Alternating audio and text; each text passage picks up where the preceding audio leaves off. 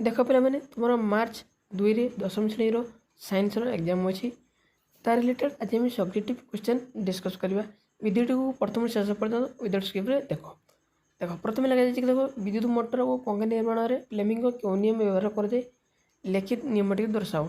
देख ये मुझे तार एनसर भी तुमको जन दूसरी। देख विद्युत मोटर और पंखा निर्माण में फ्लेमिंग बाम हस्त नियम व्यवहार कराए। बाम हस्त बृद्धांगुली तर्जनी और मध्यम को एपरी खुली रख जेपरी से परस्पर प्रति लंब हे। देन जदि तर्जनी चुंबकीय क्षेत्र दिग और मध्यम विद्युत स्रोतर दिग सूचाए तेज परिवाही पर कार्यकारी होता बलर दिग और परिवाही गतिर दिग बृद्धांगुली द्वारा निर्धारित हुए।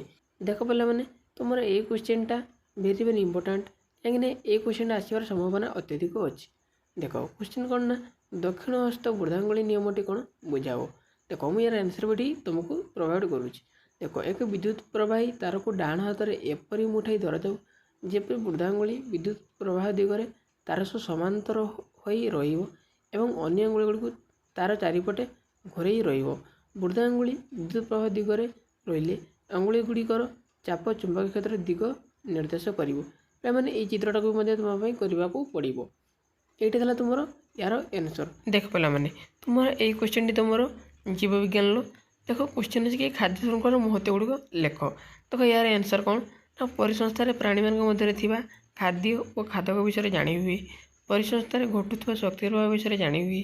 गोटे परिसंस्थार विषाक्त पदार्थ गुड़िकर चलन विषय जाना सहित विषाक्त पदार्थर जैव परिवर्तन जनित समस्यार समाधान करी हुए। यहाँ खाद्य श्रृंखलार महत्व गुड़िक आम जानिले। तापर देख पे तुम ये क्वेश्चन टी चलित वर्ष साइंस एग्जाम बहुत बहुत इंपोर्टाट।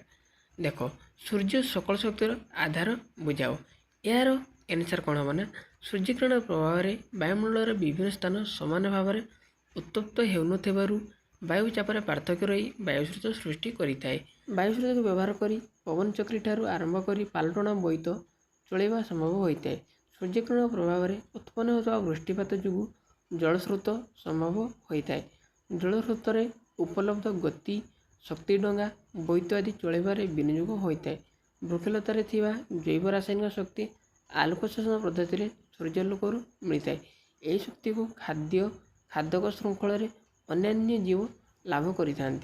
देख पे तुम गोटे नामांकित चित्र अंकन प्रति वर्ष पड़ी था। ए वर्ष ये क्वेश्चन टी इंपोर्टाट कौन ना सिनापसर नामांकित चित्र अंकन कर।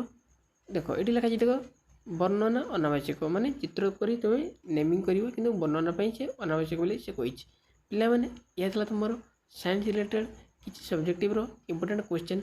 जदि आम वीडियो भल लगी था आम चैनल को सब्सक्राइब करो, लाइक करो, शेयर करो। जय जगन्नाथ।